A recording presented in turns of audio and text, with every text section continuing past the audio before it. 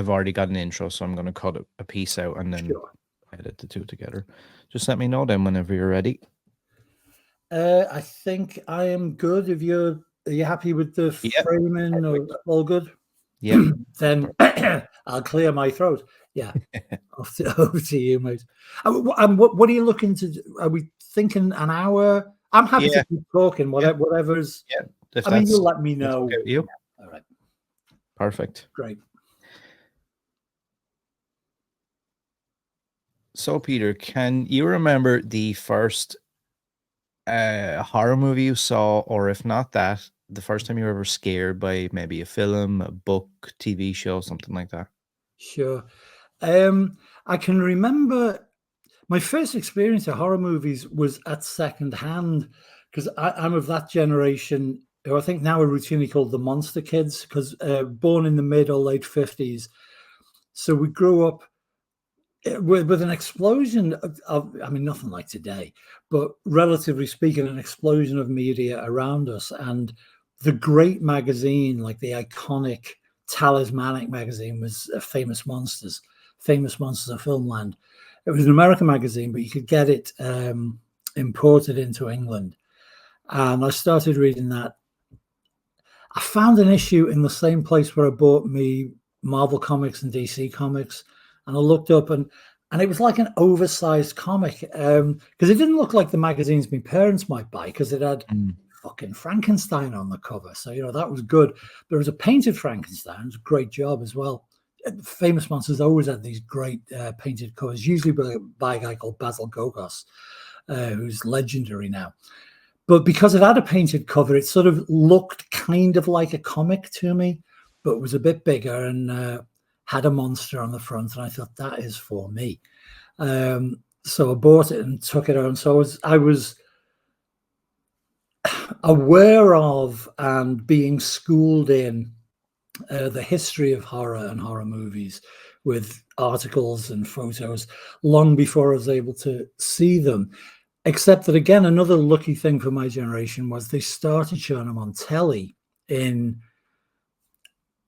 my consciousness, the mid to late 60s. You'd get on a Friday night or either on the BBC or Granada, you'd get the old Universals and, well, now you'd say the old Hammers. They weren't that old then. Obviously, they were only not even 10 years old, the first generation of Hammer movies. So I would see them on TV. And the first time I actually got to go to the movies to see them, there was, I don't know, because you're so young, there used to be, before the days of video and streaming, and access to older material, there used to be quite a healthy system of redistribution of movies. They'd put them up together in double bills and re-release them 5 years later. So, and eventually that meant I got to see a lot of the Hammer movies projected properly on 35mm film in regular cinemas, which was great. But the first one I went to, I got to admit, was a little disappointing. But again, I was only 9 or 10, I'm guessing. And they packaged a double bill of the Hammer remake of Phantom of the Opera, starring Herbert Lom. And I forget what studio made it, but it was a remake of The Hunchback of Notre Dame with, I'm going blank, I'm pretty sure it was Anthony Quinn as Quasimodo. It is not a good movie. That's why I can't remember it. I think Gina Lollobrigida was in it. So if I'd been hitting puberty, there might have been another reason to be interested in it, but it was only 9 or 10. And it was great to be going to a movie theater to see two honest to God iconic monsters, even if it was in their later incarnations.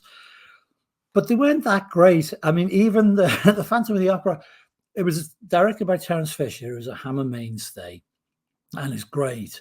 And, but his remake of The Phantom wouldn't be at the top of his filmography. And the climactic moment when Eric rips his mask off, his Herbert Lom, as I say, was the star.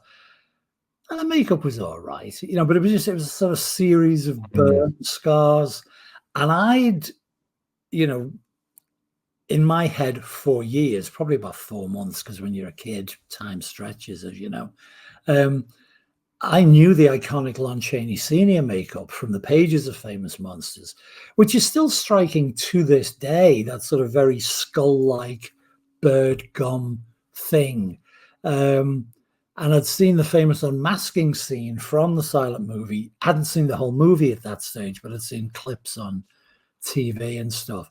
So when Herbert Lomris ripped his mask off, there were a couple of older ladies in the audience who sort of gasped, but cynical little 9-year-old me was like, is that it? So now I've seen the movie since, and there are certainly things to it. A lot of the usual suspects that worked on Hammer were doing the usual sterling work, both cast and crew in there. So there are certainly pleasures to be had from that movie, but being scary wasn't really one of them. And when I was 9, that's all I wanted. So that was my first experience of a horror movie for real in a cinema. And as I say, in Famous Monsters, that was my baptism into it. But weirdly, and I've told this story before, so I apologize to anybody who might be watching who's heard me admit this shameful nonsense before. But the first time I was scared, what was television, and it wasn't The Twilight Zone, and it wasn't Boris Karloff's Thriller, and it wasn't The Outer Limits. It was the Dick Van Dyke Show, because the Dick Van Dyke Show had an episode called, is it called It Looks Like a Walnut, or I Thought It Was a Walnut, or something like that. And it's one of the, I'll spoil it for you right now. It's one of those where it all turns out to be a dream. But again, as a 9-10-year-old, I wasn't aware of the pretty crappy tradition. I don't know, it was just a dream.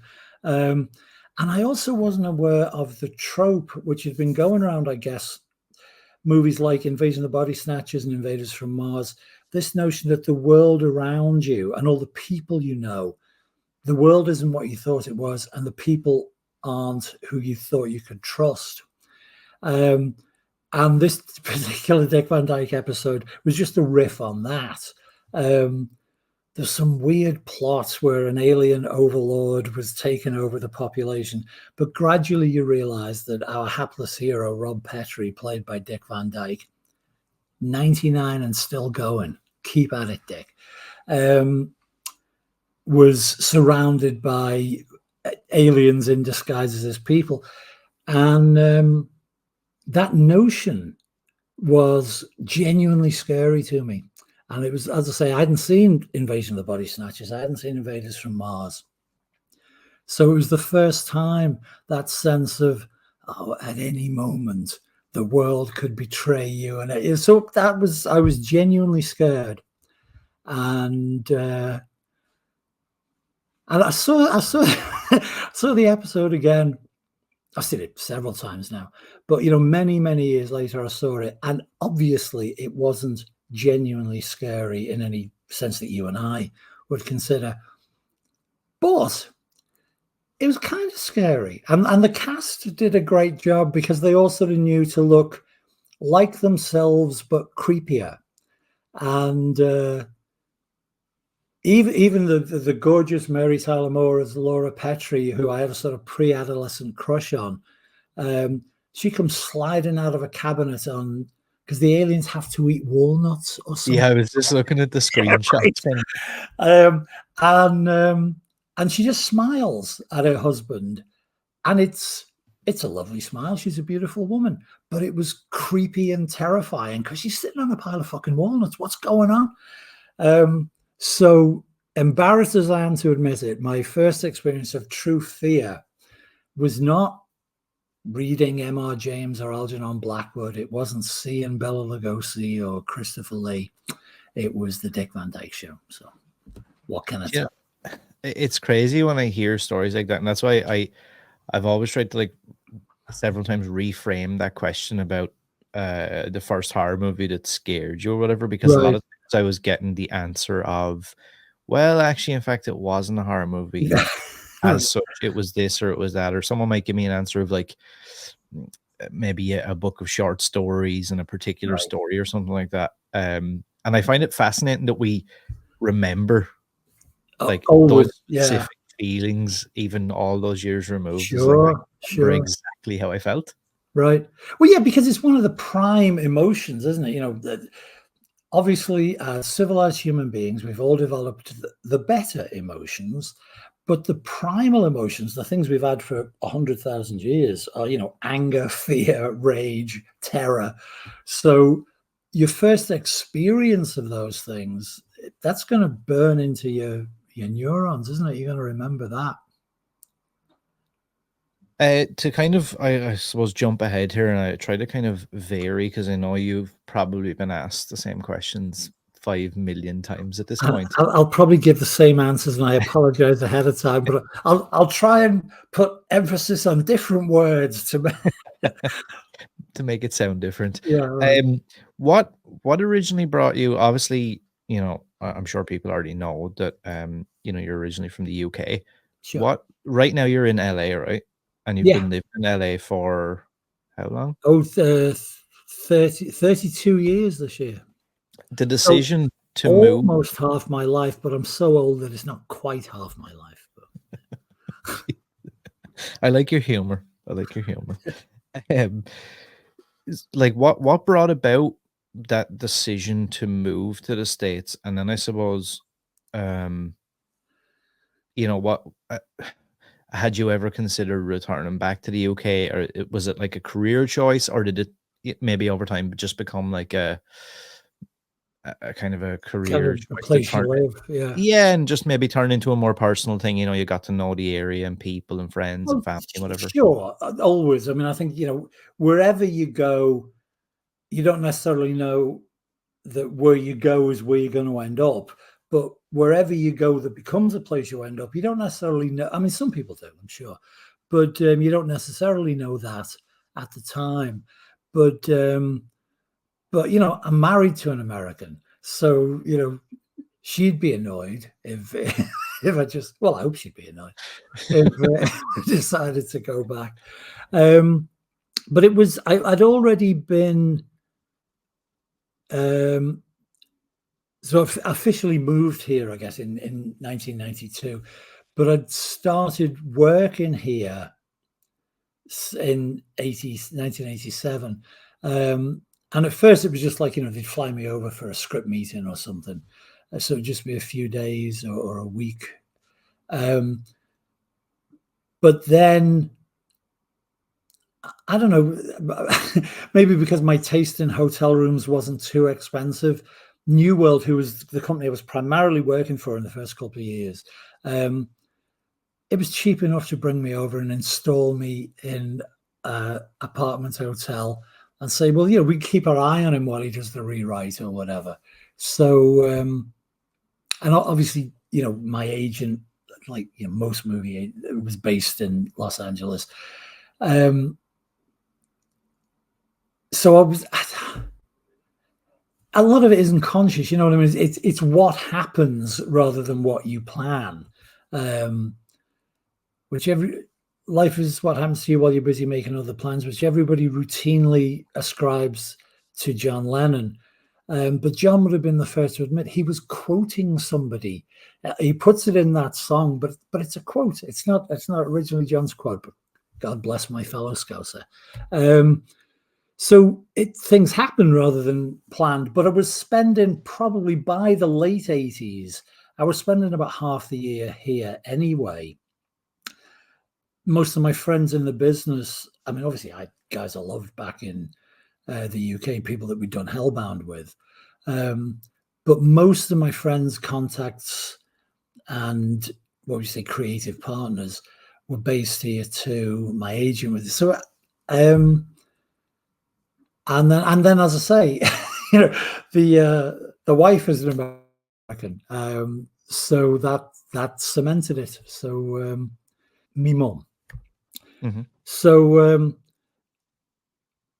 if I got more in the habit of going back to the UK more often, I might have felt more that I was living in both places. But my mother, who was really responsible for me liking the movies in the first place, because she was a movie nut, whenever I'd say, oh, me and Dana might be coming over, she'd always say, oh, well, do you need to? Because I could come to you. Because she'd always much rather we Be there. flew her out so Yeah. she could see the Hollywood sign or whatever, or go to the Hollywood Bowl for a concert. She'd always much rather we brought her here than we went over to visit.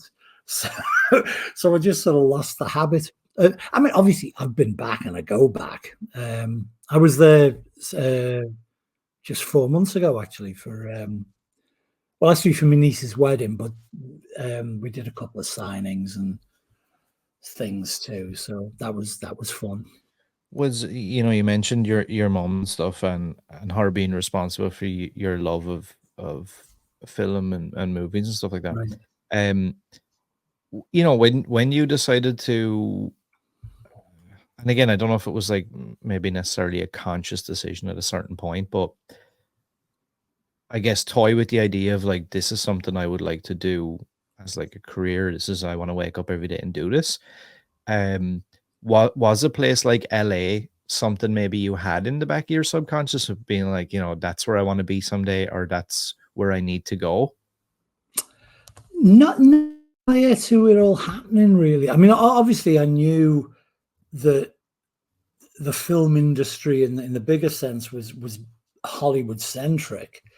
But there was a healthy film and TV industry in the UK as well.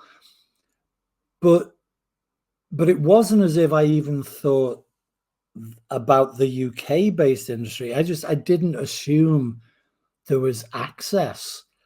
Because I grew up working class in Liverpool, and this, this is on me, not anybody else, but the social expectations. So like the gestalt around your head as a growing lad, like you couldn't tell your career counselor, I think I'd like to go to Hollywood and write horror movies. Yeah. Because they'd say, fuck off, son, it's the factory for you, And so I didn't really, until it was happening, I didn't have a goal or a plan or an aim. I'll tell you what it was, actually, Aaron. It was like a lot of blue collar kids, and especially from Liverpool, because we got a fine tradition of it, as does many an Irish city, obviously. The only one that you didn't feel was close to you in terms of like having a life in the arts, or whatever phrase you'd use, was music. Because somehow, and again, my fault, not other people's fault, but the assumption that a writer, an author, just seemed to be a different class of person than anybody I knew or was likely to know. Again, a lot of it would be unspoken assumptions. So I didn't have like a written down list of, they probably went to Oxford and they probably did this, but it just didn't occur to me that there was access to that. But rock and roll was something that was, apparently open to anybody, because I was a little kid, tiny kid in the 60s when Mersey Beat happened. So obviously, the Beatles became world famous. But more to the point, there was a pop singer living on our street. And I'm talking like, classic terraced house, row house in South Liverpool. But Irene Green was her real name, and she lived at number 7, opposite us, who were in number 6. But her pop star name was Tiffany, and she was signed by Brian Epstein, and she made a record. Now, she didn't go on to have a big career, but I think somehow just the notion that, like, oh yeah, Irene from number 7, she's in a pop group. So they made a record. And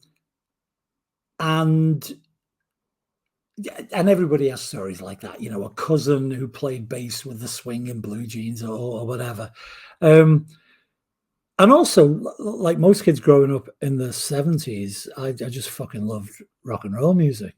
So loving it and feeling that it wasn't closed to you, that was how, if I had any kind of dream or plan, it was that more than more than the movies per se. And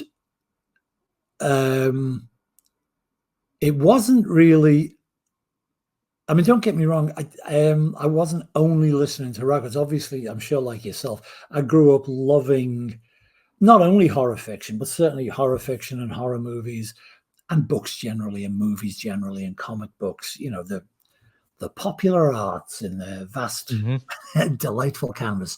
But I really did sort of unconsciously think, well, rock and roll's your only way in. And two things.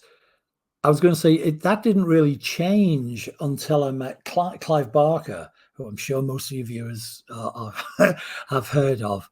But weirdly, the reason Clive and I met was because of rock and roll, because I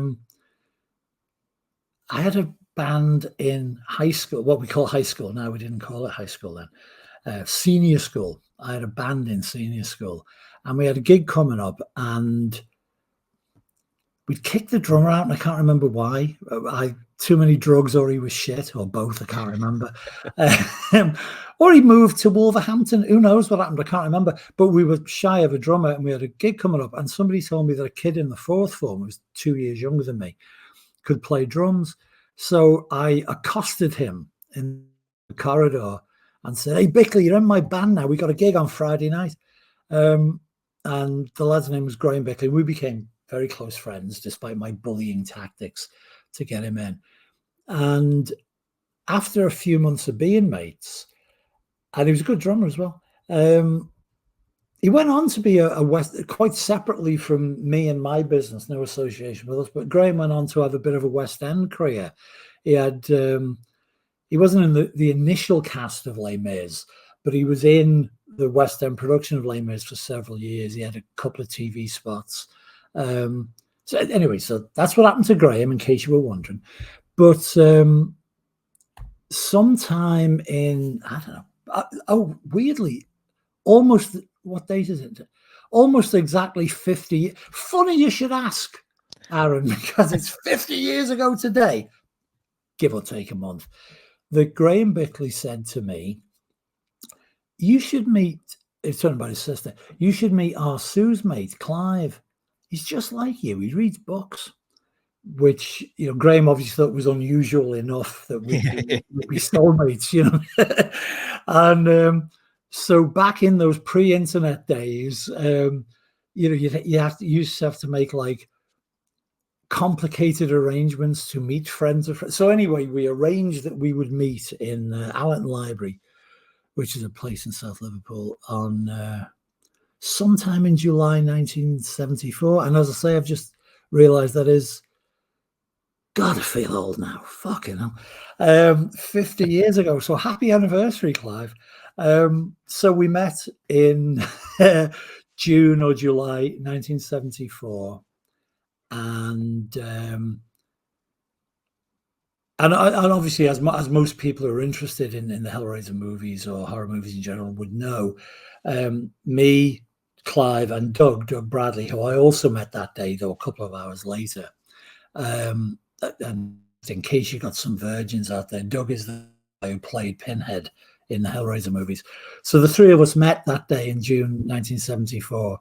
And Clive and Doug had already been involved. Clive's 3 years older than me, and Doug, he always kills me if I get this the wrong way around.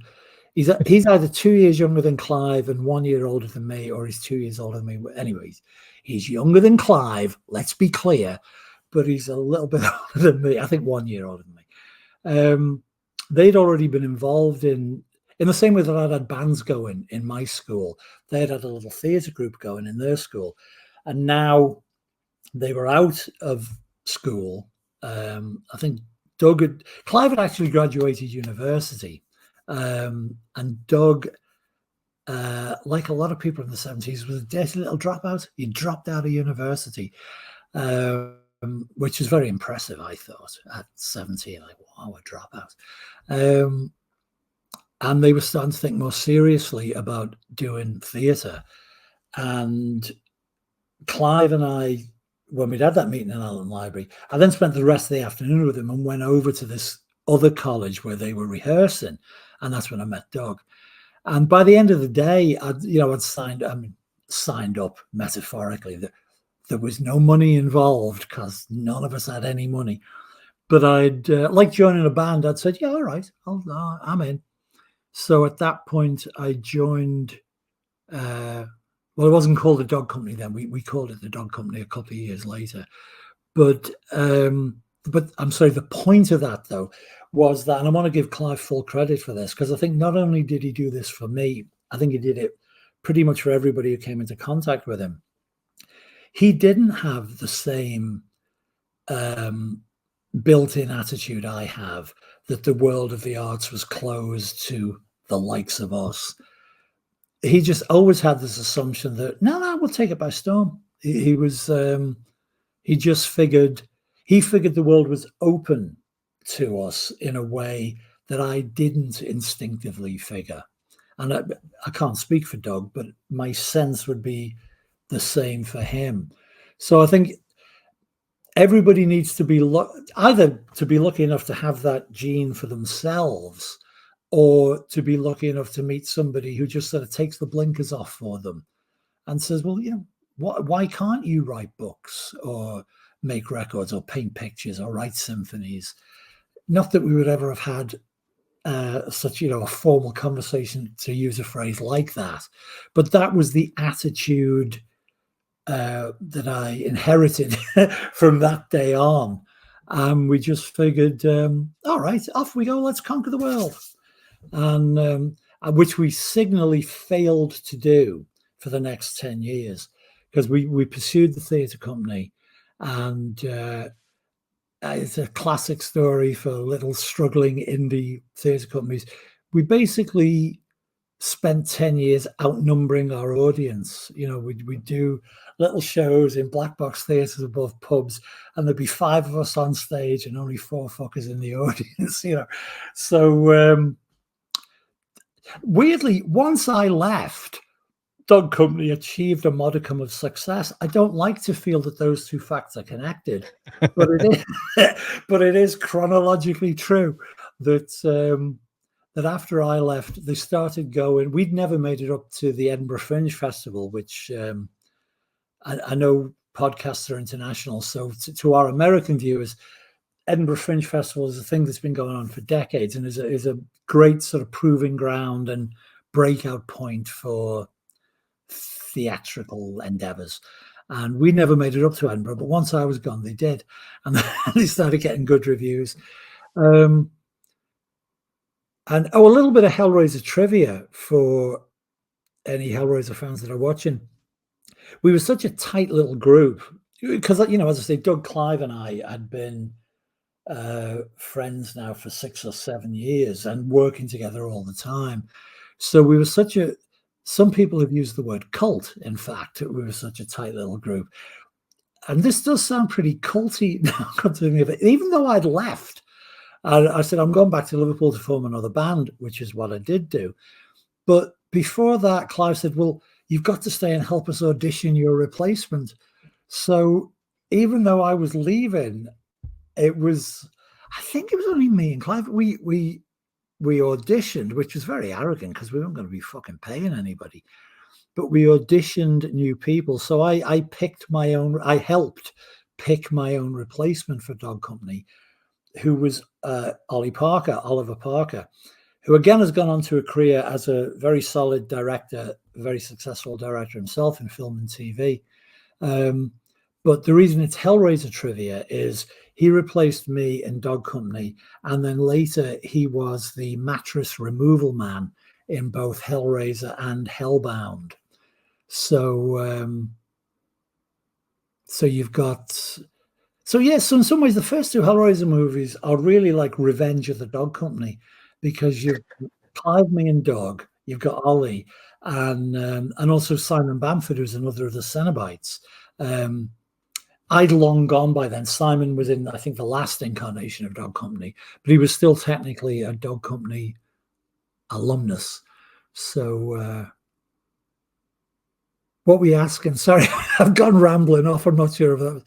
No, it was just funny because something that you touched on there about like meeting Clive and Doug and Yeah, stuff for the first time and kind of connecting with them, and somebody else maybe spotting that weirdness about like, oh, you both like books, so you should be friends. right, And something that you said earlier that kind of caught my attention was, about telling, say, like the job counselor or whatever, right, I want to make movies in Hollywood, and them going like, well, fuck you, it's off to the factory like everybody else. right. I don't know. At times, I feel like that's like an inherent like Irish slash UK thing because it's very much ingrained in the culture. I feel like over this part of the world Right. versus I'm sorry to hear that's still true, but I know exactly what you're talking about. yeah, So carry on. it's definitely maybe not as much, but it's definitely still there. I think to a degree, Yeah, and like I have family in New York, and I remember as a kid going over there, and everyone seemed to be now. Look, uh, I'm not as naive as I was maybe 10 years ago. I know a yeah. lot of times None that of us it's are. Yeah, it's bullshit, but they just seemed a little bit more like, yeah, go get him. Like now, I know sometimes oh, that can be definitely from the true. wrong, sometimes people have ulterior motives or whatever. But how did you, was that something you consciously had to try and overcome? Because I always get this question whenever Yeah, I mention having somebody on the show. I always get questions from like, aspiring writers or directors or whatever. And a lot of them seem to say that, like, my friends and family think I'm a fucking dumbass, or, just right. people around, like my everyday life, workmates, whatever it might be, like think that I'm a fucking lunatic for even having the cheek to think that I could write a book That or yeah, that's the word, isn't it? Yeah. No, that's exactly right. Have you heard the usual metaphor for this? And I hadn't heard it for I only heard it about 10 years ago. But bucket of crabs, have you heard that yeah, yeah, yeah, analogy? Because apparently if you trap 57 crabs, I'll like you know what it is, but I'll explain to your viewers. If you throw 57 crab, any number you like, in the bottom of a steel bucket, they'll muck about, muck about, muck about, and eventually one little crab, one brave little soul, will think, "Fuck this! I'm getting out of this bucket," and he'll start crawling his little crabby way up the bucket. And what the other crabs will do is grab him and drag him back down. And apparently, this is a true scientific observation. And so that's the metaphor for what you're talking about, isn't it? That you got to avoid those crab. Well, you can't avoid them. Often they're your closest relatives, but yeah, those crabs will drag you back down into the fucking bucket because you got the cheek to try and get out of it. And the the generous spin on it. Well, let's do the. It's better to end with the happy one. The the mean spin on it is that they're so jealous and freaked out by your audacity that how dare you try and get away from us. And the generous spin on it is that they genuinely believe, oh, that it's only heartbreak. You'll only be disappointed. yeah, For your sake, come back, stay with us, stay with us, stay in the bucket. Um, but you got to try and clamber out the bucket. It's like, uh, and it's funny that you said I don't know whether it's Irish slash UK thing. Um, it I think it is both without doubt. yeah, But I think also it's interesting that you say the Irish part because as I'm sure you know, Liverpool, certainly my family, but not 80% of Liverpool is ethnically Irish. mhm, So maybe maybe it's specifically an Irish gene that we both have, which is that kind of let's be miserable over our pint rather than yeah, try and do yeah. something. Yeah, Yeah, it's funny, and like I've tried to, I suppose, in a way, get away from talking about it because I fixated on it for a right. couple of years just in my own like personal um wants and desires or whatever. But I was very like uh I would always kind of bring that up because it's definitely a thing where, it would be like, well, there's no point in even trying. So, and now it, like, even, guys I went to school with, what, Yeah, 15, 16, 17 years ago, I see them now, still outside the pub, still going to do everything, like getting ready to do all those things. Yeah. but they're still on the bar stool. And it's like, look, it's fine, but it can be. I always get that question about, like, I'm finding it so hard to, like, remove myself from, not allowing, I guess, everybody telling you, fucking idiot. Who do you think you Yeah. are? Why are you No, doing no, that? definitely. And I mean, it's heartbreaking because I'm sure there are people who genuinely, had whatever had a spark, had some talent that ended up never really being realized because whether aggressively or just passively, they weren't encouraged or allowed to escape. And the only thing I'd say to people listening who might be suffering from that or in that position is, um, well, the cheap shot version is find better friends, which is usually what I say to people. But I don't mean that to be as glib, because that's not necessarily easy either. But I do think if it's possible, um, people who have that gene or that desire to, I always say run away with the circus. That used to be a big phrase when I was a kid. What are you going to do? Run away with the circus? And it was like, yeah, I want to run with the circus. That's what I want to do. So if you do have the desire to run away with the circus, you got to find other circus performers. Go to the pubs where the acrobats drink, go to the pubs where the clowns drink, go to the pubs where the trapeze artists drink. And don't turn your back on your old mate. You don't have to do that. And don't turn your back on your family. But, well, I'll drop the silly circus metaphor now. I'll just say it is always extremely useful for artistic endeavors of any kind, whatever that might be, music, art, poetry. You won't make a living with that one. But whatever, find other people who feel the same way you do. And little sad drop of reality in there. The odds are still against you. They always are, unfortunately.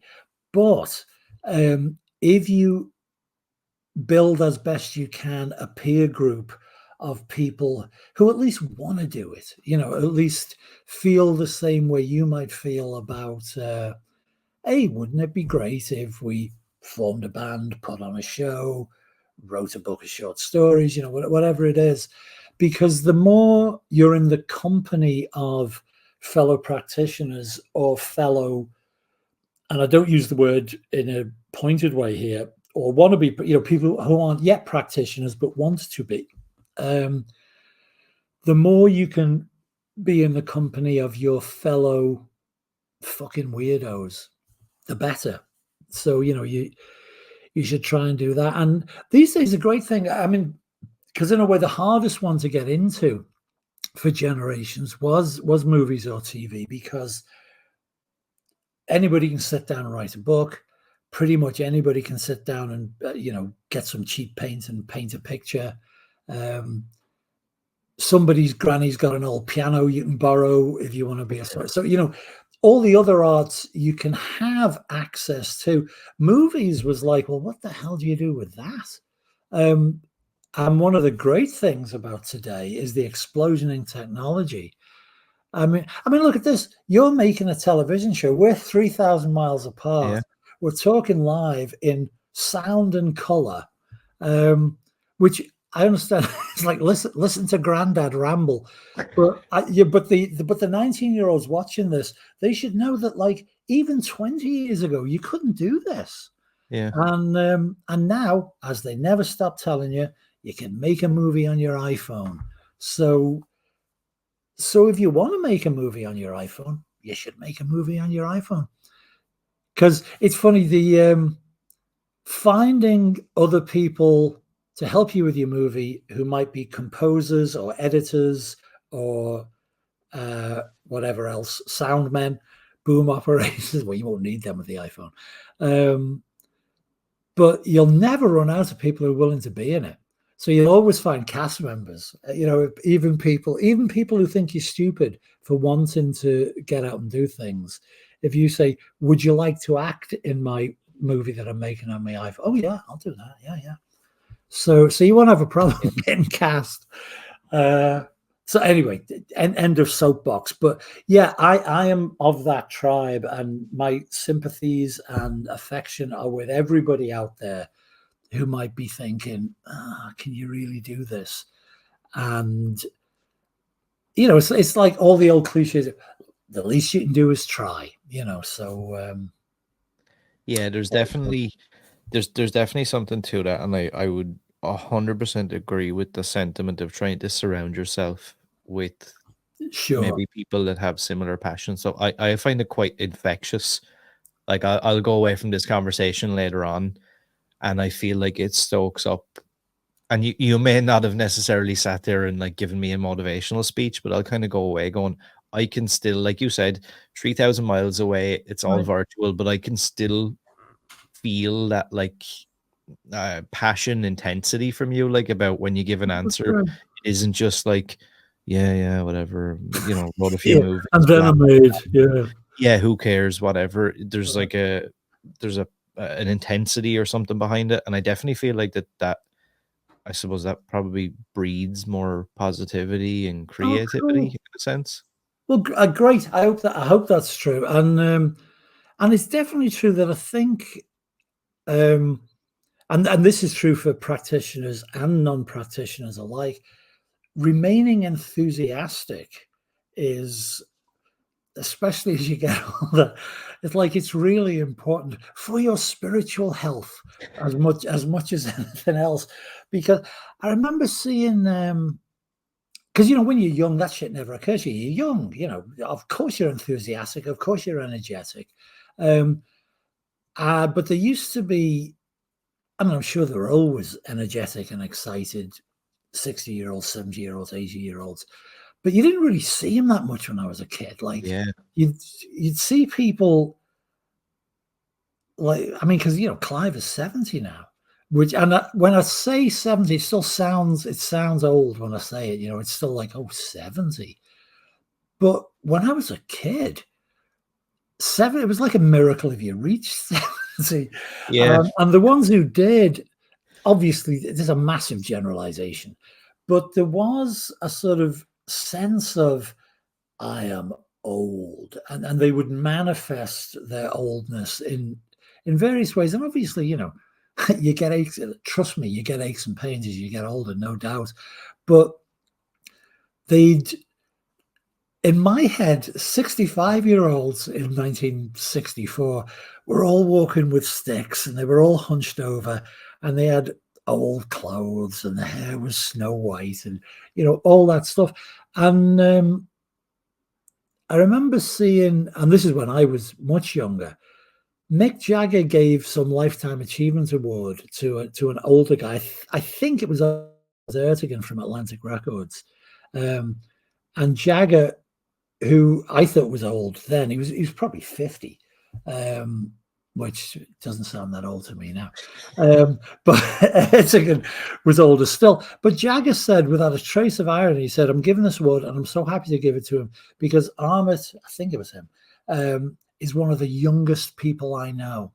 And there was a sort of laugh in the audience because I think the guy was 70 or possibly even 80 at the time.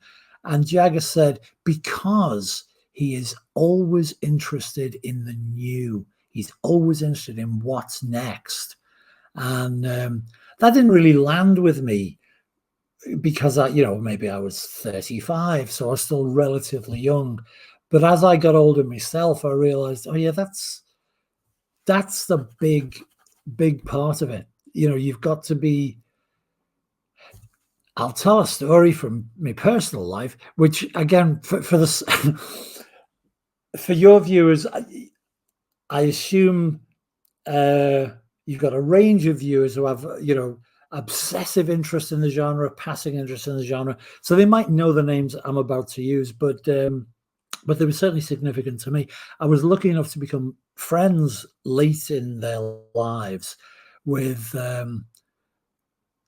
Well, actually, if I'm going to drop names, I should start with a big one. First of all, Ray Bradbury. I was lucky enough to be friends with Ray Bradbury for the last 15 years of his life. And he had a sort of slightly younger circle. And by slightly younger, I mean, Ray was pushing 80 and these guys were in their mid-70s. But they were all the Twilight Zone writers.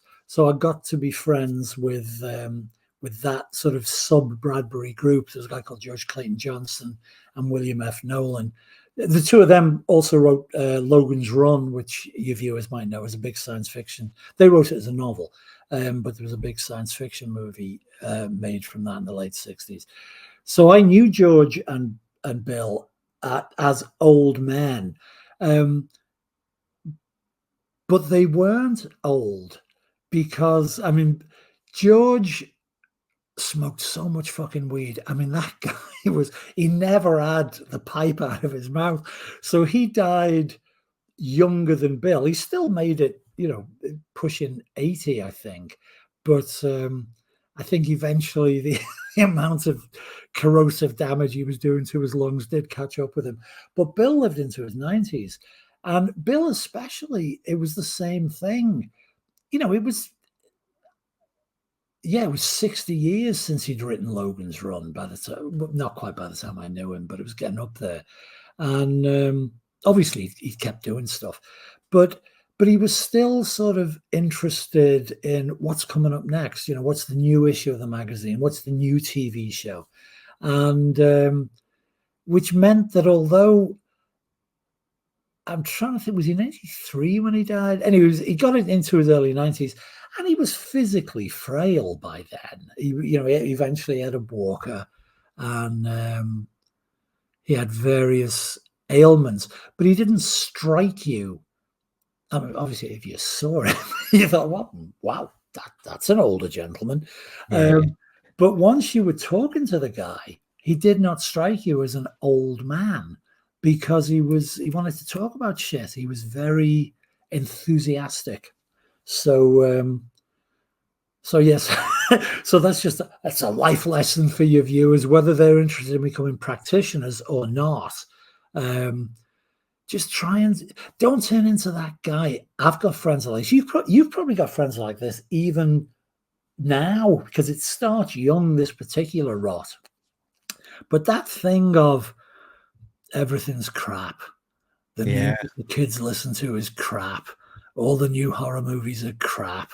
I only like the stuff I liked. The stuff I liked was good. Now rock's crap. It's like, most of it is crap. Most of it was always crap. Concentrate on the good stuff.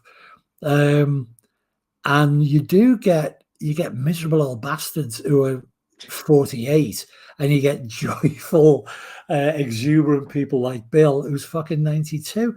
So yeah, try and maintain your enthusiasm and your excitement. And of course, most music is going to let you down.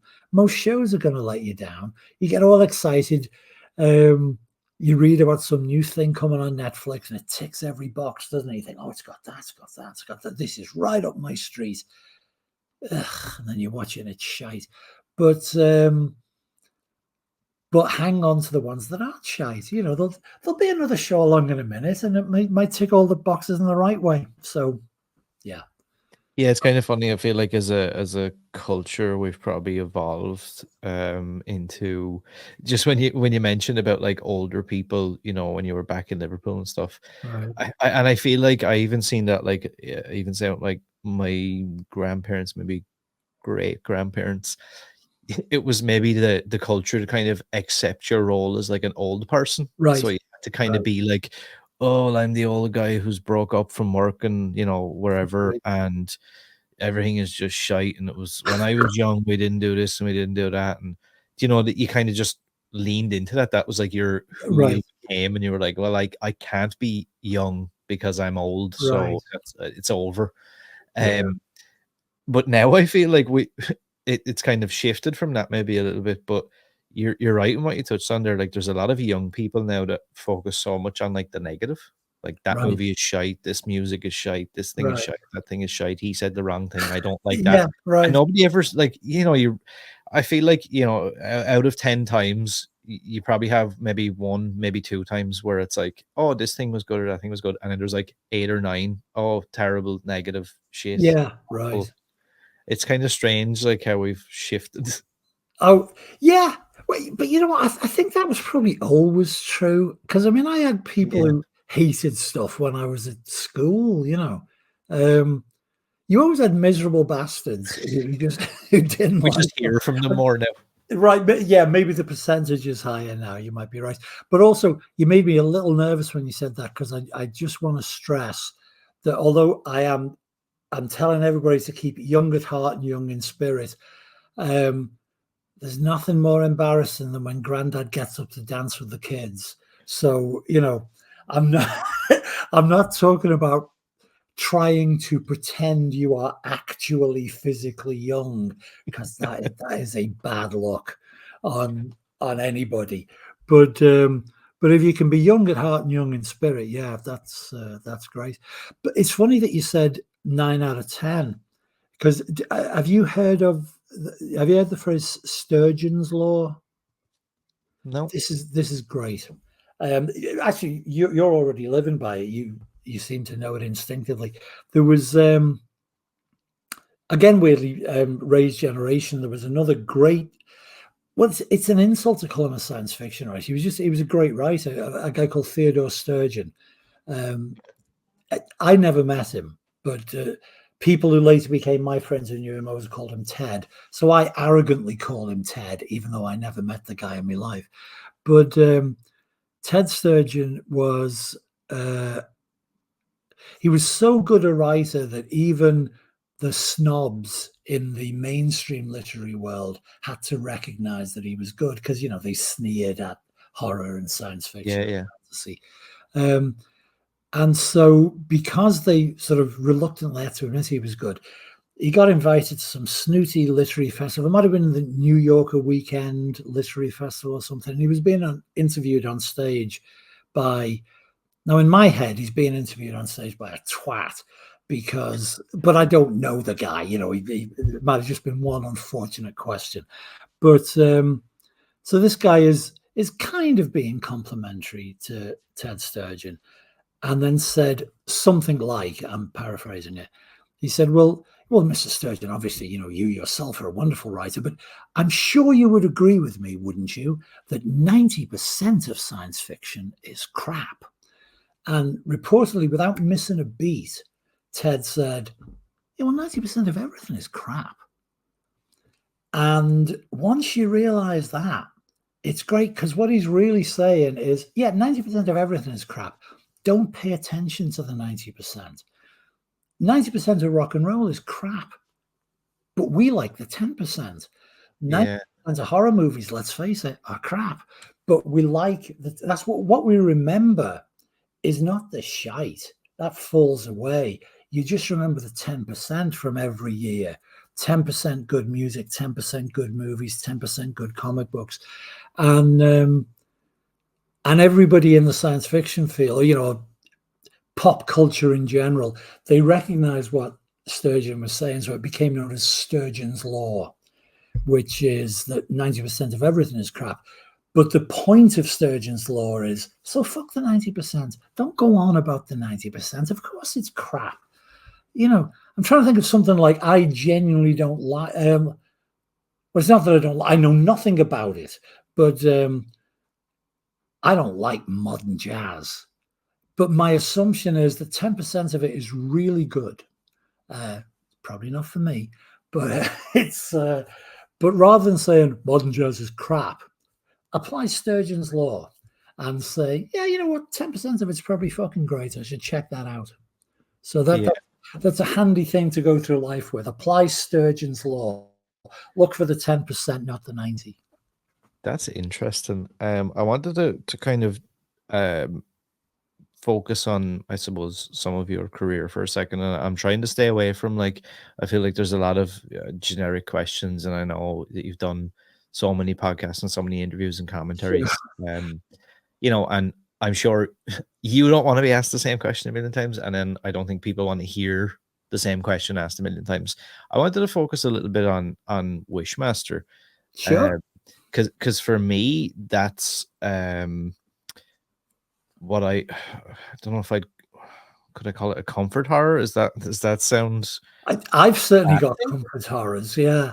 That's always been one for me that always has cropped up throughout my life. I find is one of those things, like if I'm having like a shit day or a shit week, or Right, it's right. something I can put on, and I feel like I can kind of be transported into that like time, That, and like I'm that's back there. great. I mean, what a compliment. Thank you. That's fantastic. And I suppose to touch on that, I feel like year on year, and this seems to be a little bit of a trend maybe over the last while, maybe with the internet and social media and Yeah. things like TikTok even. I find Wishmaster seems to be getting discovered more and more. Like I've seen TikTokers mention it and stuff like that Really? with huge followings. And I'm like, they're talking about it as if like it's like this discovery, like they've like dug down Well, into the art, like yeah. I mean, so that's the deep. weird thing about every generation, and it's if you're into something and then another generation catches up with it, there's a temptation to sneer at it and think, "Oh, please, Johnny come lately. We've known that's good for years." But everything's new to everybody at some point. Yeah. My comfort horror is Bride of Frankenstein, which and that was old when I was a kid. That was made way before even I was born. Um, but the first time I saw Bride of Frankenstein, it was brand new to me. So I was massively enthusiastic. But I'm sure there were 20-year-olds, 30-year-olds that said, "Oh, we all know Bride of Frankenstein is a classic." Um, so I think it's great when newer people like something. It is sort of weird when something like I was a teenager in the 70s, so there was this sort of 3-year period called glam rock where T-Rex and David Bowie and the Spiders from Mars and Roxy Music, that they were like my trinity of gods. And it's always because, like you're saying about, see how I like to avoid talking about my own stuff, but I thank you for the compliment. Well, I will address that in a minute, I promise. But it's like that's where it hits me. I'll see somebody discover T-Rex or the Spiders, or especially Mick Ronson, the guitarist from the Spiders, who I worshipped as a kid, and nobody ever knew who he was. They knew there was a blonde guy who played guitar with David Bowie, and now there's been documentaries about him, and it's great that people are discovering him. But I did feel that kind of, where have you been? It's Yeah. like we knew about this anyway. But Wishmaster, yeah, it's kind of you to say that, and I'm glad you said it first because it would sound suspicious if I said it, but I've noticed that as well. Well, I'll give some historical perspective to it because I think this can happen often to all kinds of, and I am using the word term loosely, works of art. I'm talking about Wishmaster, but there can be an initial response from the tastemakers and the gatekeepers when something is new, and it can be dismissive. And again, the odds are against you, as always. But if you're lucky, there's this sort of weird, once the idiot tastemakers and gatekeepers get out the way, die off to be replaced by a new generation of fucking gatekeepers, you find that like normal people quite like the thing you did. And Yeah. I mean, I can't, I don't want to cry pity because we have pretty good reviews for Wishmaster when it came out. But as a sort of accident of timing, the next wave of horror was already happening. Like Scream had happened. Blair Witch had not happened. I think Blair Witch was a couple of years after Wishmaster, but Wishmaster in a way was kind of seen as old-fashioned because it was I mean, it's short-term old-fashioned because it was, I'm not even sure what term film scholars use about the subgenre, but that sort of character monster, like Mhm. your Freddys, your Yeah. Jasons, your Michaels, your Pinheads, and well, obviously, Scream obviously has Ghostface, so it's not like Scream in a way didn't continue that tradition, and Saw had Jigsaw. Um, but Scream was sort of knowing hip horror in a way that Wishmaster wasn't. And so I think there was a certain degree of dismissiveness when Wishmaster came out, that it was like, oh yeah, that type of thing. Another example of that type of thing, which we totally played into. It was our own fault, because I'd filled the script with reference horror movie. All the character names are horror authors or filmmakers, the place names, all this stuff. And then once I wrote it for Pierre David's company, who'd been Cronenberg's producer a few years earlier. And I'd done, I don't know, 3 drafts, I think, for them before we found a director. And we were lucky enough to get Bob Kurtzman came in, who was the K in KMB. KMB were the premier monster makeup guys, practical effects guys of the, well, still are, you know, Greg, who is the N, Nicotero in KMB, is obviously Mr. Walking Dead. So there's still, you know, big news in practical effects. But the great thing about Bob coming on board was, first of all, he's another monster kid. So he and I clicked immediately, because we loved all that shit. And but the ace, our ace in the hole was that Bob had done the makeup for all these guys, all the other movies. And so when we started casting it, we realized that, I'm about to use a word nobody under 50 knows, I think, Bob's Rolodex, which was, it was a physical, right? I see you laugh, youngster. But it was a physical card file thing where you kept all your mates' phone numbers and shit. So Bob's Rolodex was just was full of everybody. So I got us Tony Todd. I can brag about that one. But the movie is full of, it's insulting to say cameos, because that suggests we just put them in for a joke, which is not the case. But in small but pivotal parts, we got, well, horror royalty sounds so pretentious, but we got Tony Todd and Kane Hodder and Robert Englund and Ted Raimi, and I'm going to miss people out. Reggie Bannister, Buck Flowers, fantastic. And the cherry on top for me was getting Angus Scrimm, the tall man, to voice my pretentious intro, you know, listen well, oh best beloved. It's like, you got the tall man to do it. Fuck yes. So we definitely played into the hands of people who were ready to say, well, this is like a last hurrah for that type of horror. But then the weird thing is, of course, is as the years pass, that becomes a good thing. You know, it's like, oh yeah, that's a last hurrah for that type of horror. And you see all those guys. And obviously I've got to give a shout out for our guy, for Andy Devoff, who hadn't been a movie monster before, but he's in the, you know, he shares the screen with Freddy, Jason, and Candyman. And Andy was great. He did a great job. And, you know, well, and he killed all 3 of them in that movie, which means he's the champ, right? He, as I say to people when they say that at conventions, yet they weren't playing Freddy, Michael, and Candyman. So you can't say he killed Freddy, Michael, and Candyman. But yeah, okay. On a technicality, you can say the Djinn is the champ.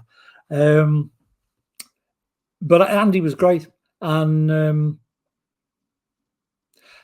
actually, I want to say a word for horror actors there, especially ones who have to do it behind the makeup, because, and I've been extremely lucky because, admittedly, I'd known Doug since 1974, and he'd already done it for Clive in the first one, obviously. But I was extremely lucky to have Doug speak my crap for 3 Hellraiser movies.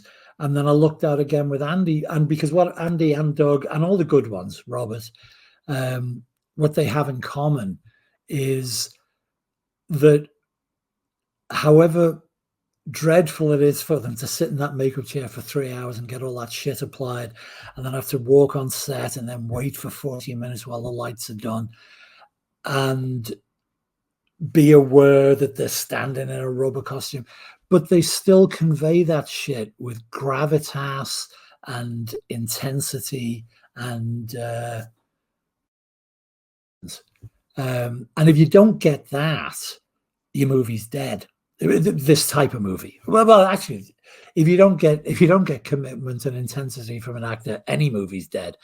But I think it's particularly impressive when, speaking through the latex, they can still convey whatever it is they convey that makes them popular to kids even today. So yep, time has been kind to Wishmaster. In fact, I've been extremely lucky time-wise because Wishmaster is only the most recent example, because like each movie of the produced movies I did has been better treated in the long run than it was at the time. Because although nowadays, because, God, we're pushing, it was not quite 40, but, it's 36 years since we did Hellbound. And now Hellbound, which for the virgins out there is the second Hellraiser movie, Hellbound is routinely paired with the first one as the good Hellraisers. And they're sort of, it often leads the first one in polls. They're sort of neck and neck as the favorites in there. But the initial reviews, particularly in the genre press, were not that kind. And that was actually, weirdly, I think Hellraiser 3 sort of got better reviews on its initial release, and then had a sort of dip in reputation because people suddenly thought, well, it's just a trashy 80s horror movie, isn't it? Which it is. It's a great trashy 80s horror movie. But the hardcore Hellraiser fans are less fond of it because it's, it's a trashy 80s movie, so they feel it's less Hellraiser-ish. And you get this weird phenomenon, because the one that really, tanked it for us was Hellraiser Bloodline. But weirdly, over the years, you got people preferring Bloodline, which is a mess, to Hellraiser 3, simply because it felt more Hellraiser-ish again. But anyway, regardless of that, each movie, Hellraiser 2, Hellraiser 3, Hellraiser 4, and Wishmaster, they've all been lucky enough to go through that movement of, people thought they were okay. Oh, they quite liked it. Oh, it's a modern classic. So, that's fantastic when that happens. It's really touching and great. Because, you go to screenings now, we go to anniversary screenings, and I sound like the people who I used to go watch at screenings. You look at it and it's like, well, half of you weren't born when this film came out. And it's a weird feeling, but it's very nice, Yeah, it's because I was going to mention, because Part 3 and Bloodline are also what I would consider like comfort movies for me as well, and I definitely feel like right. there's You're a like man of impeccable taste, obviously. there's definitely, and I've mentioned this multiple times to different people, there's like and I feel like I can never quite like get out or get across what I mean, but like when I watch movies like those three in particular, let's say, there's I don't know if it's like a style or a feeling I get, like every time I put it on, I'm Yeah, like, that's, and you kind of touched on it, what you said, like it felt like maybe that was like the bookend of like that era of horror before it moved into sure, something different. sure. And I definitely feel that, like every time I put them on, I almost feel like I'm transported like back Wow. at that time in a way where I Yeah, feel like now, not a slight on anyone from nowadays, but now I right, suppose there's so much shit thrown at the wall that a lot of times, like I put a movie on, I don't ever feel transported into a world or a time or a feeling. right, It's just kind of right. like, oh, it's just a movie for the sake of a movie. Yeah, that's always a depressing feeling when it's that. And I mean, I'm with you, but I do, I'll apply Sturgeon's law, and Yeah, I'll of assume course. that 10% of it we're going to just, even if we don't see him this year, 3 years from now we might catch something on streaming, and it'll be, how did I miss this in Yeah. 2024? This is fucking great. So I'm going to assume there's going to be good shit, and hopefully there always will be. But I do know what you mean specifically about that sense of, um, without in any way undercutting. I'm not talking. I'm not talking about my crap. I'm talking about the ones. But that transported to another place. Like my favorite movies. Well, like all of us, I've got like 28. I don't have Yeah. a top three. I've got that top 28. But the ones gun to the head, you can only take these to the desert island or whatever, are all very old, and they're all black and white. Um, and for the record, that would be King Kong, Bride of Frankenstein, and Cocteau's French movie from 1950, Orpheus in English, but we, the fans, like to call it Orphée, which is the French title. And all three of them have, for me at least, a commonality of that thing you're talking about, which is scary things happen in those movies, odd things happen in those movies, bizarre things happen in those movies, and they don't lose any of that power for me. But nevertheless, it's like, I'd like to be in that world, even if that weird shit was happening to me. I'd like to be on board that ship going to Skull Island to find Kong. Because you get to hang out with Fay Ray, if nothing else, be fantastic. But you want, and the great. I was trying to make an. See, fucking writers, they're always trying to make neat little packages. So I said I wanted to be on that boat going to Skull Island, so then I wanted to have similar phrases for the other two, but they can't really apply. But the overarching villain in Bride of Frankenstein is not Frankenstein, it's Dr. Pretorius, played by the great Ernest Thesiger. And his motivations are bad. They are bad. There's no getting around it. He is a bad, amoral, sociopathic weirdo. But he's, again, like we were talking, he's very enthusiastic, and he wants to do stuff. And he's charming and creepy and funny and unflappable. And I watch that movie, and it's like, this guy is about to ruin the lives of all these young people he's in contact with. He's going to revive an undead monster. He's going to talk somebody into creating a new one, and everybody's going to fucking die. But I like the cut of his jib. And you just watch him and you think, I'd like to hang out with Dr. Pretorius. That is what I call good company. And then in Orphe, he falls in love with death, literally death. But it's hot death, because it's Maria Cazares playing the princess, which, by the way, is why I called Angelique in Bloodline the Princess Angelique, because that was my little tribute to Maria Cazares in Orphe. And so he's in love with death. And it's like, dude, it's death. But just like you want to go to Skull Island, just like you want to have a pint with Dr. Pretorius, yeah, I want to hang out with Hot Death, man. She's fantastic. So, Yeah, it's so definitely. the fact that people feel in even the smallest way that about stuff I had a hand in, that's fantastic. Because those are, they save your life, don't they? You watch things like that, and it's like, all right, yeah.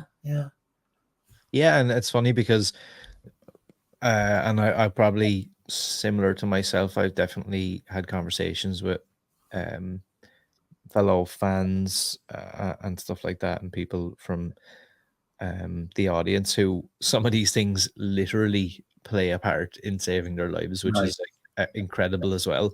To touch on Wishmaster, and like, I know it had, I guess, its own franchise from the first one. I'm not responsible for the sequel. Yeah, and this is why something I wanted to bring up was, I feel like maybe the story of Wishmaster and just the character of the Jinn himself kind of, I don't know, I felt like he was right there. He was like on the second to top rung of the ladder, but maybe didn't get, I don't Right. know, the right marketing push, or like you said, maybe it was just in that weird spot of time where he I could have think potentially been like a Freddy. Um, and like now, with obviously nostalgia is such a big thing, and sure. like I said, so many people are kind of discovering this movie or rediscovering it, or people who maybe who've seen it in the 90s are now watching it again, going, "Do you know what? Actually, this is actually a You know lot." what? It wasn't that bad. Yeah. Yeah, and I kind of like this movie now. I want to go in and just have some fun. I Right. want to, get a couple of scares and just look at an enjoyable movie. Um, why do you think we haven't seen?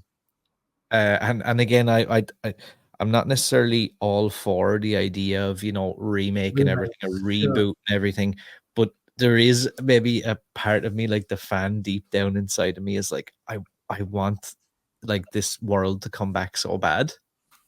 Well, from your lips to God's ears, mate. That would that would be very nice. Um, I don't know why.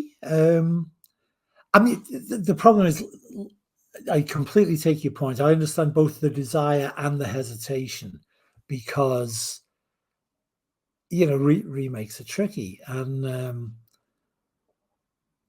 I remember, they were talking about a remake of Hellraiser for years, and Doug used to wonder. Doug would go to conventions with "No remakes, please. They're a waste of good celluloid," which for the viewers is a riff on a line from the movie. Um, and he was very possessive. Well, I don't want to. That sounds like I'm bad mouthing my old mate. Well, I think he'd acknowledged that. But I think he was very possessive, and didn't want to see that world, especially his part of it, given over Yeah, to other people. Um, but then, the little magic happened, and somehow when they finally did get round to reviving the franchise, I mean, not that they hadn't made 87 direct-to-video sequels in the meantime, but when they did the Hulu reimagining, yeah, or whatever fancy word they choose to use, Doug was so gracious to Jamie, and Jamie Clayton, who played Pinhead in the Hulu version. And Jamie was so great and respectful to Doug that it was just like a love fest all around, and it was great that happened, and it was great to see Doug be cool about it rather than bitching about no remakes. Um, and also, I thought Jamie was fantastic. I mean, like a genuinely eerie presence. So that was lovely to see.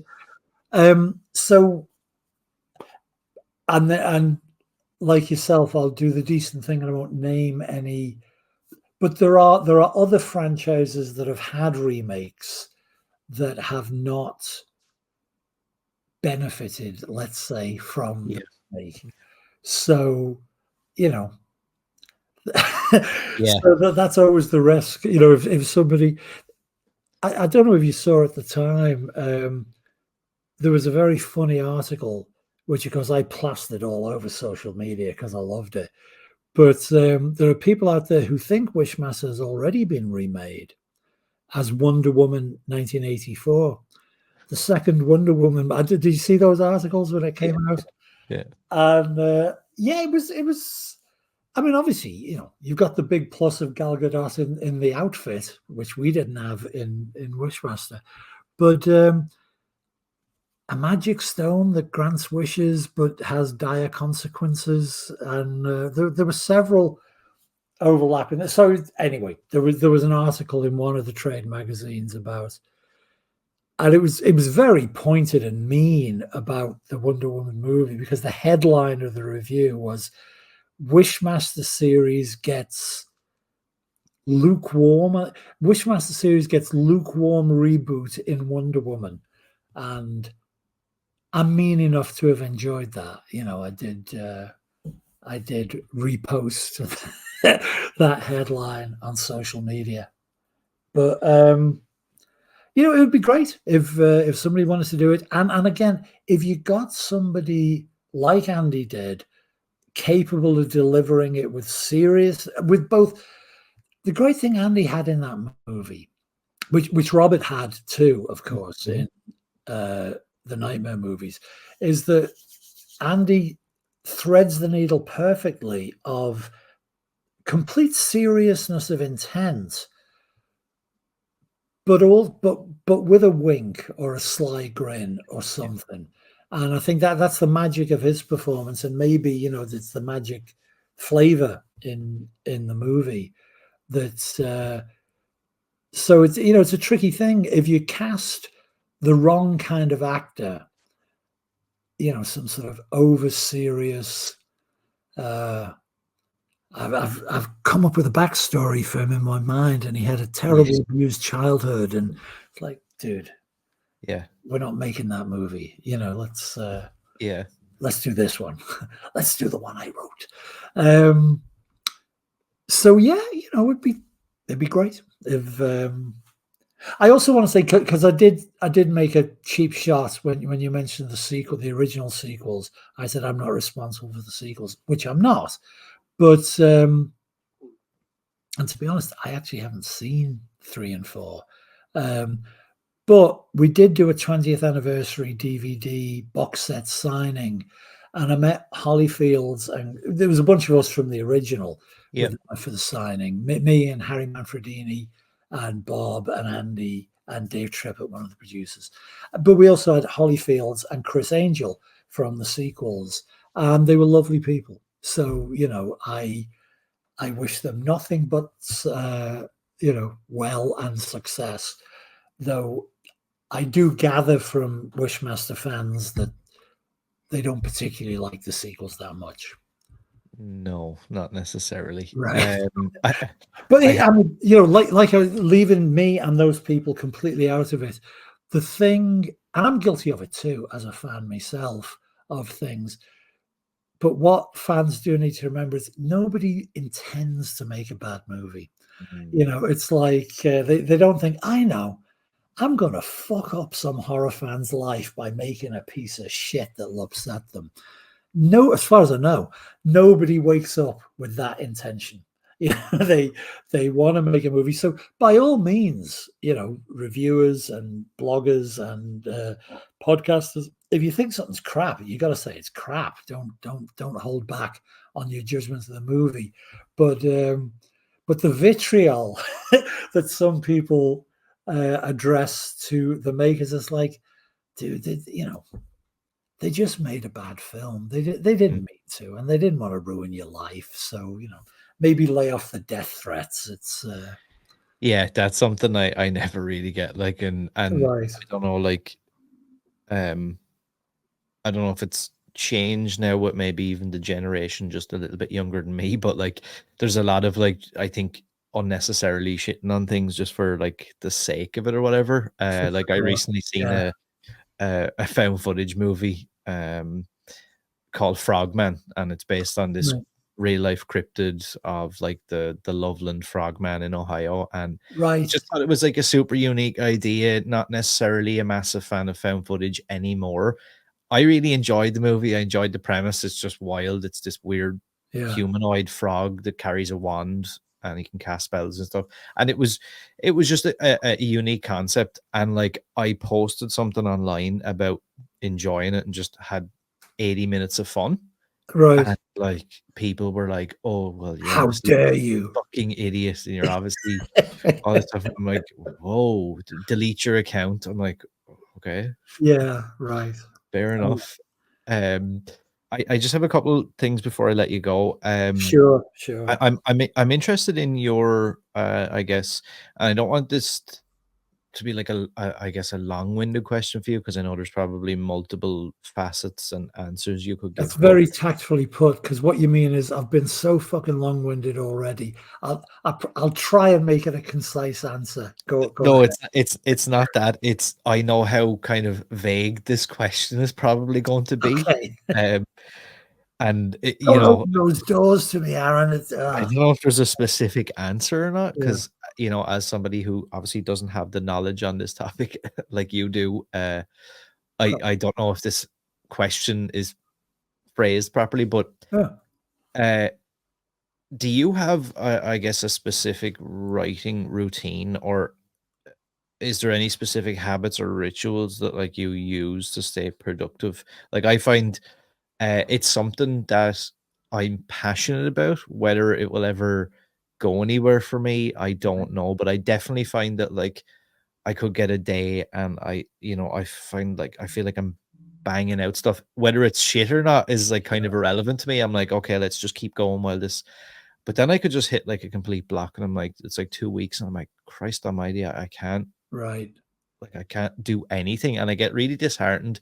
And then I don't know what to do. I don't know whether to pick up somebody else's book. I don't know whether to listen to a podcast, go outside. I don't really know what to do to Sure. get it Sure. going. Everybody has the same problem, which which should be a small comfort. I mean, it doesn't really help, but Yeah. but knowing that everybody has the same problem is something. And yeah, it's and I don't have a direct answer because Yeah. I'm a terrible example. I am not good. I'm not that productive. Because now, again, not to make this the theme of the entire interview, but now that I'm older, um, you look back and oh, he made a few movies, he's had a few books, so it looked. But I'm terrible. I am not driven or productive. I'm. It was very useful to have been in the film industry for so long because, in a way, other people had vested interest in forcing me to meet deadlines, which I found very useful, to be honest, because like you, I could have a splurge day and then yeah, but there's a rerun of The Untouchables on telly and I'd rather watch that. Because I do not have good work habits. So,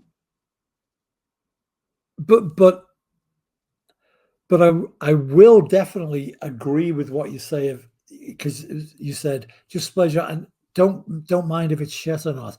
That counts for a lot. Like on the days when you do have it going, don't there's a formulated phrase for this, but I can't remember it, and I'd be misquoting it. But it's like don't let the inner critic strangle the inner artist because which is definitely something that happened to me as well. Because I'm very much a what if I drop dead now and they find me perched over the keyboard and the last sentence isn't beautiful? So it's like so I so I'll like fuck that, fix it, fix it, fix it, fix it.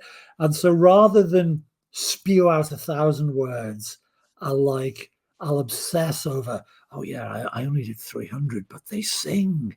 Um, which and that's fine if that is how you work, that is how you should work. But there's a lot to be said for that. Just get it out there, because I know you've heard all the cliches before, but they're cliches because they're true.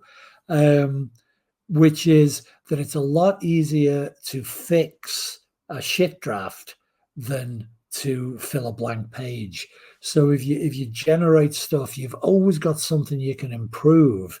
Whereas if you sit back waiting for it to be you know what I'm saying. But Yeah. Yeah. I don't know. I used to be better. I used to.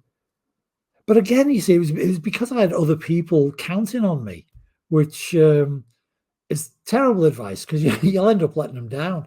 So I'm not telling you to find other people, but like Hellbound, because I'd never written a screenplay before. It was my first gig, and Chris Figg, the producer, Clive's partner in Film Futures, Chris Figg put me in a hotel in Hampstead. I'm still living in Liverpool, and Chris Figg put me in a hotel in Hampstead with my manual typewriter. Hellbound was written on a manual typewriter. But But he put me in a hostel in Hampstead and said, you think I could have a draft in 3 weeks? And I said, sure. And I hadn't even done the math, but knowing that Chris was also, I'd been on the dole until literally that day, I signed off the Monday before I went down to start writing it. So I was very aware of money and its absence. So knowing not only that Chris was waiting for pages, but was paying for this hotel. I mean, it wasn't his money; it was New World's money, but I didn't have that mindset. Yeah. So I knew that they probably wanted like a 90 or 95 page script because, it wasn't Lawrence of Arabia. It was a low budget horror movie. So I did the math and I thought, oh, okay. If I write 4 pages in the morning and 4 pages in the afternoon, he can have a script in 3 weeks. And so actually, this is a shitty story to tell you because I've never done it since. But I was good as gold for 3 weeks. I would get up, have me brekkie in a hotel. First time I'd ever stayed in a hotel on somebody else's dime. Fucking great. And then I would write from 10 till 1, and I would write 4 pages. And usually I could do it within the 3 hours, 10 till 1. And then I'd have a 2-hour lunch break. Luxury. Go back and work from 3 till 6, do another 4 pages. Boom, 8 pages, do it again tomorrow. And so I delivered on time, on schedule, and I've never done that since. I've never been as good about the work habits because I realized lots of other people weren't, and so I got. So I wish I could give you the simple single answer, but the big answer is don't quit. Even if you have 3 weeks where you don't do anything, even if you have a month where you don't do anything, keep something alive, go back to it, start something new. You can always go back to, whatever. I wish there's 100 books of advice for writers. I'm sure you read them, and some of those pieces of advice are good, but it doesn't mean you can do it their way. Yeah. Just keep at it, Yeah. It becomes hard because I think people nearly become obsessed with learning how to do it versus doing it, if that makes sense. Of course it does, yeah. I didn't know what I was doing. Nobody knows what they're doing when they're first. I mean, well, here's how you know what you're doing. And you are a graduate of this school, I can tell, which is if you want to write horror fiction, read horror fiction. If you want to write or direct or whatever horror movies, watch horror movies. And that's your school. When you're talking about writing, are you talking about screenplay writing specifically, or fiction, or as in your original question in terms of like I don't want to use the word the problem, but your issue you're having of I can splurge out and have a great day and then I can't do it. Are you talking about the writing projects you're talking about? Are they screenplay or fiction or fiction? Fiction. Okay. Well, that's a shame. Like lots of people ask me that question as well, and it could be about screenplays or fiction or whatever. Right. But I've had a lot of other people as well ask, and then obviously speaking to someone like yourself, I would imagine there's probably people going, I hope that question gets asked. And like I said, I know it's a kind of a, I suppose, somewhat vague, broad question. It is, but it's the question. It's what. See, I was hoping the way you say screenplays because I have one pragmatic piece of advice for people who start writing screenplays, but it's not much use for prose fiction. It's no use to me in prose fiction either. But for any of you viewers who might be trying to, here's the thing about screenplay writing. You don't even need to learn the format these days because the software does it for you. You buy Final Draft. Well, you try and scam a free copy off a mate of yours who's already got Final Draft, because it's too fucking expensive. Well, there goes my sponsorship deal. But so don't sweat the format. Nobody gives a shit about. Well, they do. Obviously, you've got to deliver a screenplay in screenplay format, but that's nothing. The trick to screenplay writing is see the movie. Don't, what I used to say when I was first starting out was pretend the movie's already been made, run it in your head, write down what you see. Because that's the thing about screenplay writing. Your ultimate audience sees and hears, it doesn't read. So make sure you write in pictures, so to speak. But that doesn't help you with with prose fiction. With that, I'd say, I mean, I don't know, I don't know how to capture the enthusiasm of one day and guarantee it'll be there the next day, because I'm not good at that either. But don't quit. It's and I definitely appreciate that, like, little touch on screenplays, because it's something I had toyed with the idea of, and I think the format, I actually bought I can't remember if it's called like the Screenwriter's Handbook or the Screenwriter something, and it's basically like a workbook nearly, where like you will go through activities. But to be honest with you, it probably done the opposite of its intention, where it kind of scared me out of because I was like, whoa, this is like so much about like formatting and different things, and I was like, well, I mean, I can't speak to that book. That might be well intentioned and might even be a good one, but I do know that screenwriting Twitter or screenwriting Facebook, or whatever the hashtag is for screenwriters and potential screenwriters, is full of fucking idiots who don't know what they're talking about. And it's like, the dumber they are, the more fucking confident they are in giving other people rules.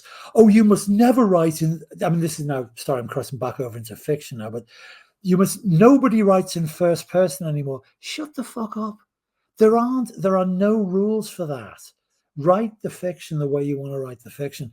And screenwriting, hashtag screenwriting or whatever on the social medias, every now and then, a working screenwriter will give a solid piece of pragmatic advice every now and then.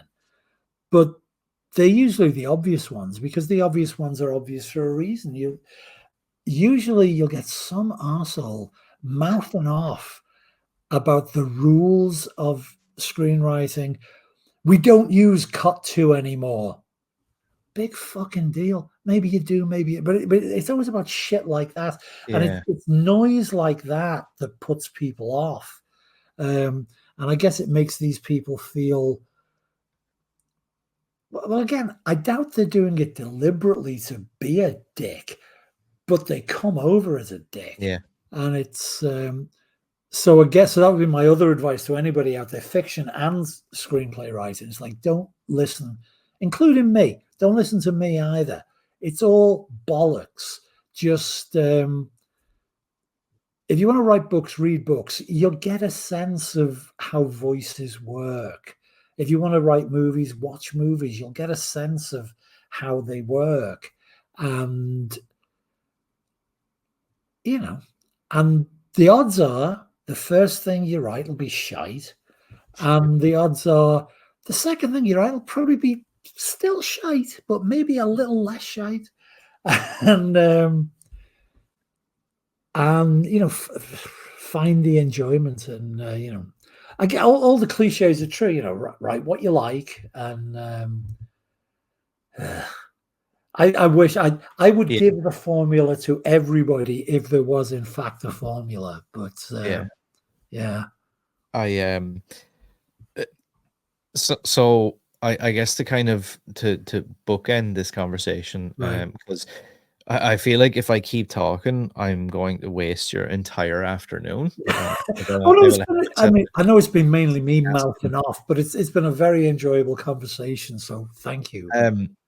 As regards like your work, whether it be in film, books, whatever format, I suppose when it's all said and done, what do you hope that people remember, say, about your work, or what is it that you would, I suppose, hope that people maybe feel about your contributions to film and to fiction and things like that? Don't know. Well, I well, first and foremost, I hope that people back in the day when the movies were new, and now when, because I'm still writing. you know, um, so always, the first responsibility is to entertain, and I know that some people would regard that phrase very dismissively as, well, serious art does not entertain. To which I reply, yes, it fucking does.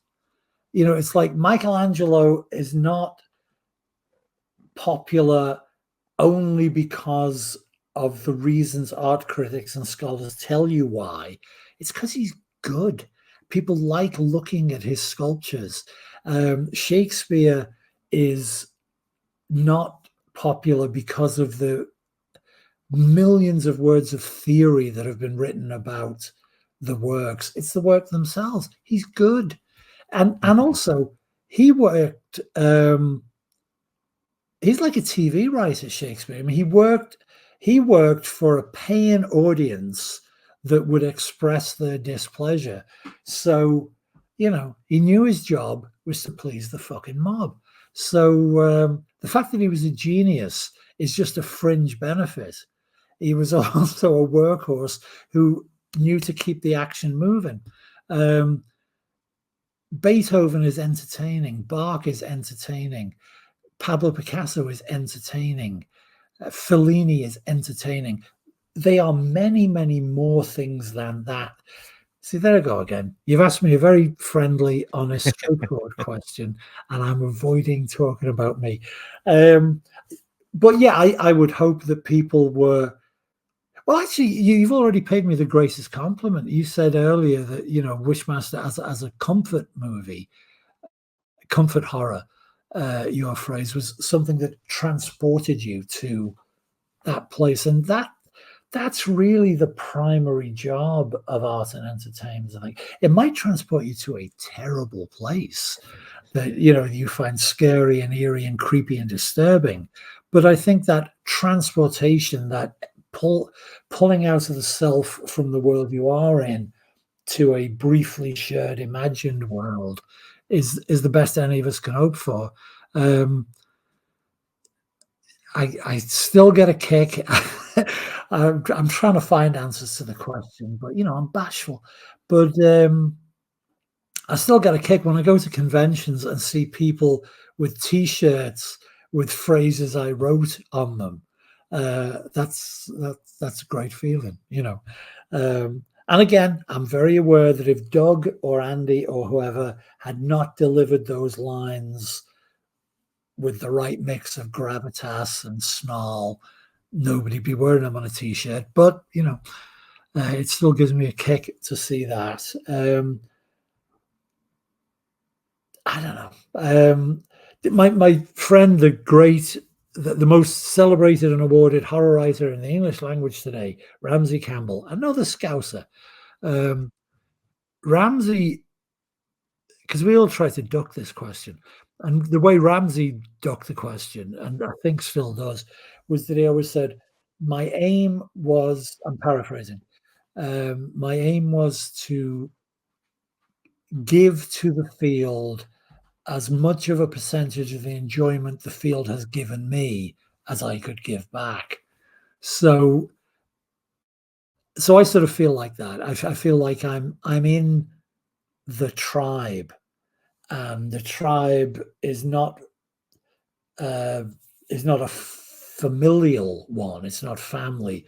The tribe goes back generations and will go forward generations, but we recognize each other. And so I hope that the ghosts of the former members of the tribe, should there be an afterlife, and hopefully maybe a few current members of the tribe, and maybe even more importantly, future members of the tribe might look at it and say, yeah, one of us. So it's that.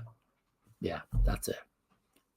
So you mentioned there a second ago, obviously you're still writing, and things like that. So I guess this is like a double kind of a question. Yeah. Like what does I guess day to day look like for you now as regards that? And I guess the second part of that question is, um, from your like personal point of view or whatever, like why do you still do this? And I don't mean as in I don't mean writing. I mean like why now would you still take what nearly 2 hours of your time to speak to me when you've done countless other, 2, 3, 4 hour Sure. podcast interviews? Like what is it about it that, because you still sound like really enthusiastic and excited, and it's something that you, I It's guess, the to allude back, drugs, mate. I'm out of my fucking mind now. it's to allude back to earlier though. It's like that thing of talking about getting older, but then to me, and like I haven't met you in person, and this is Right. the first time we've ever spoken, but Sure. I can feel like your energy, and it's like you talking to you, you feel younger than people I personally know that are in their 20s. Well, God bless you, sir. That's Do right. you know what it's that? No, I I do don't know, know it's what you the mean. energy. It's what I mean. No, it's very moving that you say that. Thanks, mate. Because that's what I was talking about earlier with Bill, my mate Bill Nolan. Because Bill was way older than even I am now. Like I said, but he was he was Yeah, younger than. Actually, this is going to sound weird. I want to be very careful saying this. Like one of my best friends in the field was the great American horror short story writer Dennis Etchison, who died 5 years ago. He was one of my best friends out here. But I think, but I think he would not be mad at me if I say this. He he would sort of be the buffer generation between me and Bill. I was born in the mid-50s. Dennis was born in the early 1940s. Bill was born in like 1928 or something. But Bill was younger than Dennis because, and, and the reason I can say this, and I can say it with affection, and I think Dennis would be cool with me saying it, was that he would describe himself often with a grin as the godfather of miserableism. And so, and he genuinely thought most stuff was shit, So even though he was 15 years younger than Bill, if I was having dinner with the two of them, it would be like me and Bill as the babbling youth and Dennis as the sort of grumpy old dad at the end of the table. I mean, this is fucking terrible. I'm talking about a great writer who was a close personal friend. So I hope people who knew both of us know that I'm saying this with affection. That I'm just backing up what you're saying. That you can definitely have friends in their 40s who are much fucking older yeah, emotionally and spiritually than friends in their 80s or even 90s. So so that, yeah. yeah. That's like I said before. I appreciate you taking 2 hours out of your day to talk to me. I know people.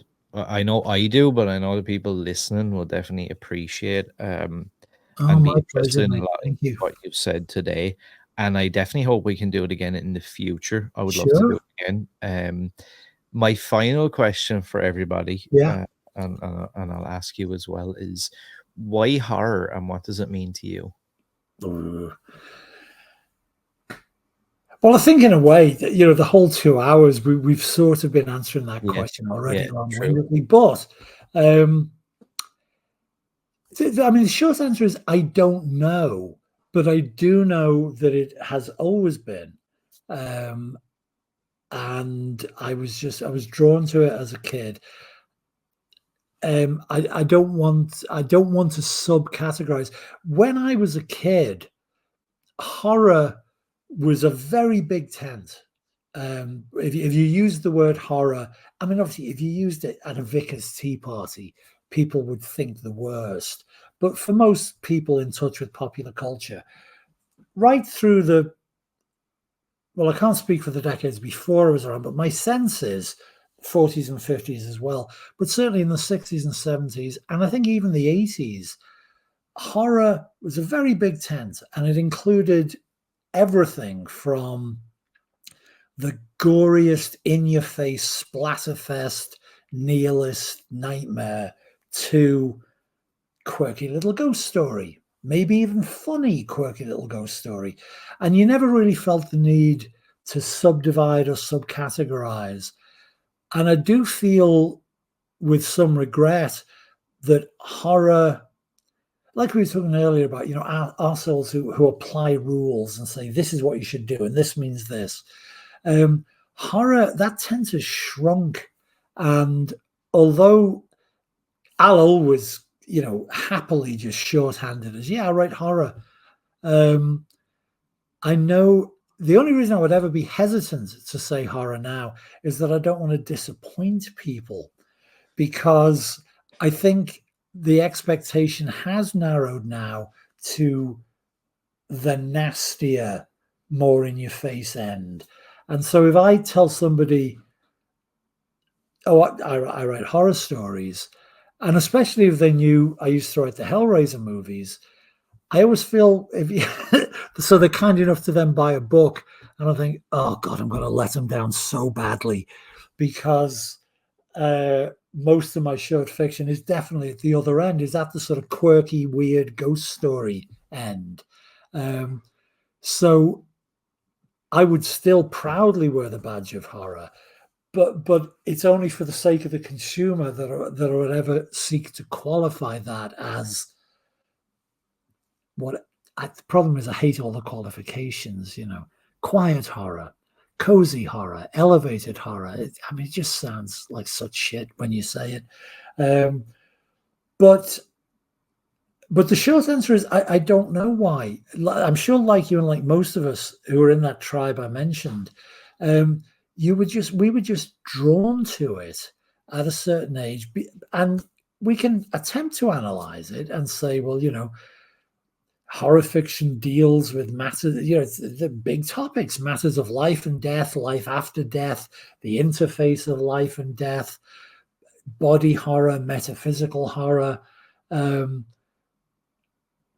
But I think for many of us, the true answer is to expand out from the definition rather than narrowcast, and say that it's like what we were drawn to was imagination. And so these days, I don't much like science fiction. I am kind of like, I narrowcast myself a bit. But when I was starting to read books and watch movies, I was into anything that was imaginative. So, horror, science fiction, fantasy, it was all kind of as good as the other. But my favorites from the get-go were, as I say, those old Universals was really what cemented it for me. I'm not getting it wrong, scholars out there. King Kong was not a Universal movie, but Kong and Bride of Frankenstein and Dracula's Daughter and all those movies. And I think it's well, and again, see, you've been my teacher today, because you also said this earlier, that thing about that transported to another world. I think it was that. So I think that's why horror, because it's like, it's a gateway it opens the doorways to imagination, to, well, what if this happens? And what if that is possible? And what if this exists? And we love the delights of a good scare. But for me, at least, the pleasures of horror are very far from only being the good scare. It is all that other stuff. It's the imagination. It's the weirdness. And in the right amount, small doses of humor and oddness. But yeah, so So that's why, and as to why it still is, because it's still the most. I mean, don't get me wrong. I love crime fiction. I love crime TV shows. A couple of my favorite movies are westerns, but the most reliable go-to for me is this stuff, whatever that actually is. Yeah. One last thing, actually, and I never normally ask another question after I've asked the final That's the question. last one. Yeah.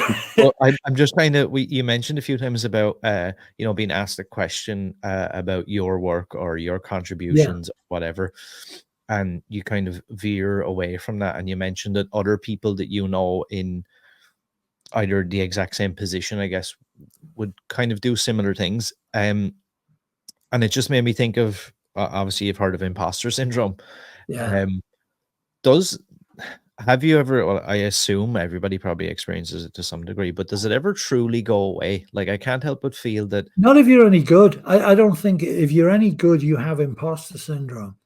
Because if you're so delusional that you think your shit doesn't stink anymore, then you're not going to be very good. I don't mean that to Yeah. be a depressing answer.